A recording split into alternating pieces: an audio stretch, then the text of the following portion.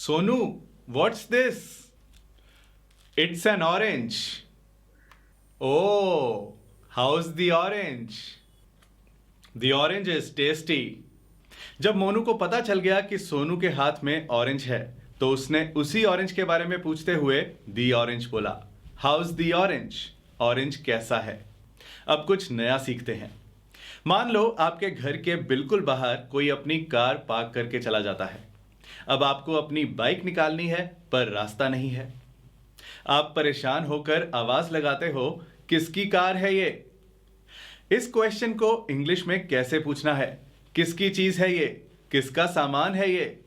जब किसकी या किसका से हमारा मतलब हो किस इंसान का, किस जानवर का, किस जीव जंतु का, तब हम इंग्लिश में हुज बोलते हैं।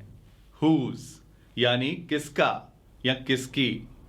हुज अ कार भी नहीं आएगा, हुज द कार भी नहीं आएगा, हुज हिज कार भी नहीं आएगा, क्योंकि हम तो पहचान पूछ रहे हैं। Whose car is this? अब जिसकी कार है वो क्या जवाब देगा? मेरी कार है। इट इज माई कार, या शॉर्ट में इट्स माई कार। ये हम पहले सीख चुके हैं। जब मैंने आपको हुज बताया तो आपको ये कुछ सुना सुना सा नहीं लगा? जो हमने पहले सीखा था वो था हुज। दोनों को बोलने का तरीका, दोनों की प्रोनाउंसिएशन सेम है, हुज हुज, पर इनके मीनिंग्स डिफरेंट हैं, अलग हैं, और इनके स्पेलिंग्स भी डिफरेंट हैं। जो हुज हमने पहले सीखा था वो था हु इज को शॉर्ट में बोलने का तरीका। Who is he? कौन है वो? हुज ही। और अभी जो हमने हुज समझा उसका मतलब है किसका या किसकी। Whose car? किसकी कार। Whose wallet? किसका वॉलेट। दोनों हुज इंसानों और जानवरों के लिए यूज होते हैं। Whose child is this? He is my child. Whose pen is this? It's her pen. Whose course is this? It's Awwal's course. Whose glasses are these? They are my father's glasses. Whose slippers are these? किसकी चप्पलें हैं? They are our uncle's slippers. हमारे uncle की चप्पलें हैं। Whose handwriting is this? लिखाई किसकी है? It's my handwriting. अब इसी से जुड़ी, इसी से रिलेटेड एक और बात बताता हूं। हम उसी एग्जाम्पल पे वापस आते हैं जो इस लेसन के शुरू में देखी थी कि आपके घर के बिल्कुल बाहर कोई अपनी कार खड़ी कर जाता है। आप पूछते हो whose car is this? और आपको जवाब आता है it's my car, मेरी कार है। हम हिंदी में इसी आंसर के लिए एक और तरीका भी यूज करते हैं। हम कहते हैं मेरी है, यानी पूरा आंसर नहीं कि मेरी कार है, सिर्फ इतना ही, मेरी है। अब देखने में तो ऐसा लगेगा कि इनकी इंग्लिश होगी मेरी कार है, इट्स माय कार, या सिर्फ मेरी है, इट्स माय। पर यह दूसरा सेंटेंस गलत है। करेक्ट इंग्लिश जानने के लिए आपको इन दोनों के बीच का डिफरेंस पता होना चाहिए। एक में हमने उस चीज का नाम लेते हुए कहा है मेरी कार है, और दूसरे में हमने उस चीज का नाम नहीं लिया, मेरी है। जब हम उस चीज का नाम लेते हुए उससे बिल्कुल पहले मेरी या मेरा लगाते हैं, मेरी कार है, तो हम बोलते हैं इट्स माय कार। और जब उस चीज का नाम लिए बिना हम कहते हैं मेरी है, तो हम बोलते हैं इट्स माइन। माय और माइन का मीनिंग सेम है, मेरा या फिर मेरी, पर यूज डिफरेंट है। एक चीज का नाम लेने से बिल्कुल पहले बोला जाता है और दूसरा चीज का नाम लिए बिना ही बोला जाता है। चलिए थोड़ी प्रैक्टिस करते हैं। Whose shirt is this? It's my shirt. या it's mine. Whose bag is this? It's my bag. या it's mine. Whose jeans are these? They are my jeans. They are mine. Whose shoes are these? They are my shoes. They are mine. यहां तक समझ आ गया? Yes sir. अब अगर अपने अलावा किसी और की चीज के लिए भी चीज का नाम लिए बिना कहना हो ये उसकी है, ये तुम्हारी है, ये उनकी है, तो क्या इनके लिए भी वर्ड्स अलग हैं? चलिए समझते हैं। माय का बन जाता है माइन, ये तो हमने सीख लिया।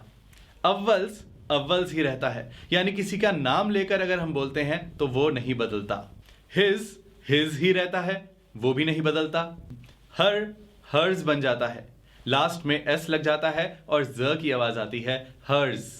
इट्स ही रहता है, योर्स बन जाता है, लास्ट में एस लग जाता है और ज की आवाज आती है yours.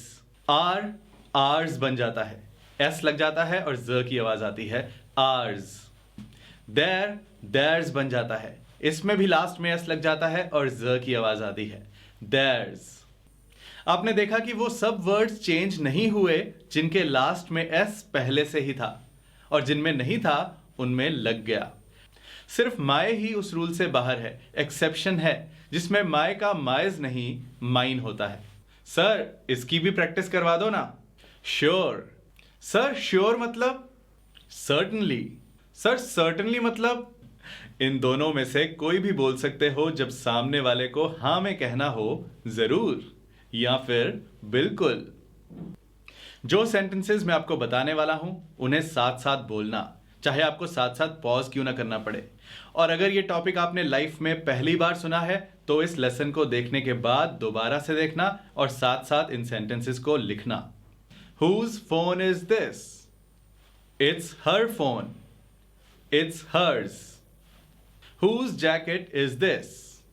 It's his jacket. It's his. Whose gloves are these? Gloves यानी दस्ताने।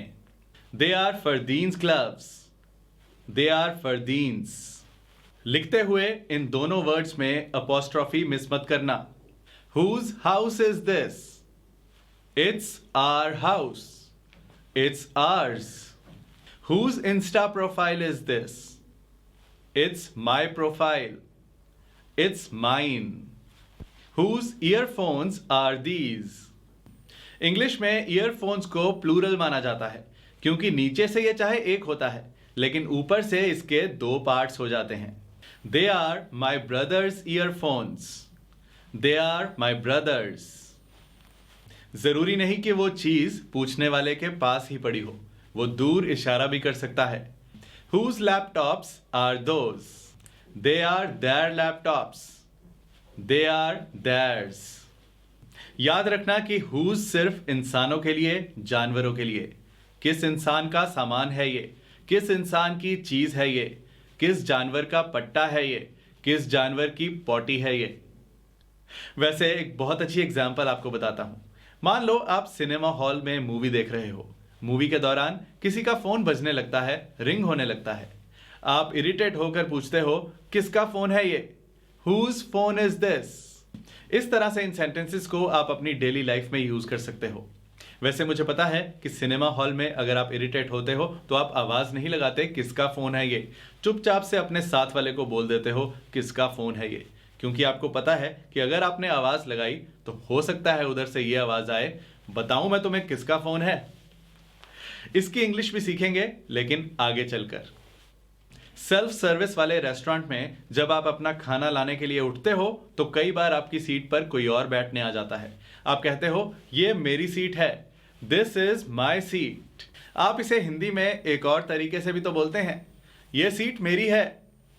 ये मेरी सीट है नहीं, ये सीट मेरी है। अब हमने सीखा है कि जब हमारा मतलब हो मेरा और अगर इसे चीज के नाम से पहले लगाएं तो माय लगता है वरना माइन।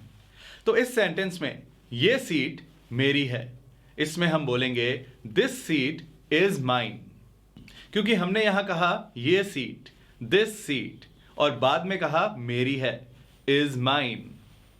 सो या तो हम कह सकते हैं दिस इज माई बेल्ट, या फिर दिस बेल्ट इज माइन, या फिर दिस इज माइन, ये मेरी है। अभी जो तरीका सीखा उसकी थोड़ी प्रैक्टिस कर लेते हैं।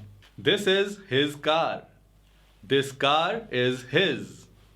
These are her shoes, these shoes are hers। That is their house, that house is theirs। Those are Jatin's books, those books are Jatin's।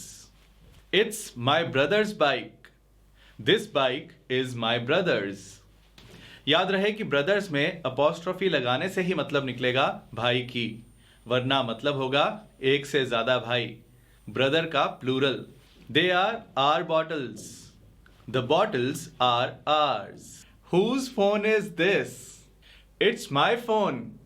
या फिर द फोन इज माइन। या फिर इट्स माइन। यहां तक कि हम कई बार ऐसे बोलते हैं मेरा है भी नहीं बोलते, उसमें भी आप बोल सकते हो mine. Whose pen is this? Mine. Good. जैसे हिंदी में बात करते हुए आप इन तरीकों में से कोई भी तरीका यूज करते हो, इसी तरह इंग्लिश में भी जो तरीका आपकी बात को सबसे अच्छे से व्यक्त कर सके, बयां कर सके, एक्सप्रेस कर सके, आप वो तरीका यूज करो। सभी तरीके ठीक हैं। आज अपनी डायरी में हुज वाले खूब सारे क्वेश्चंस बनाना और उनके आंसर्स भी लिखना अलग अलग तरीकों से, और बोल बोलकर प्रैक्टिस करना मत भूलना। मिलते हैं नेक्स्ट लेसन में।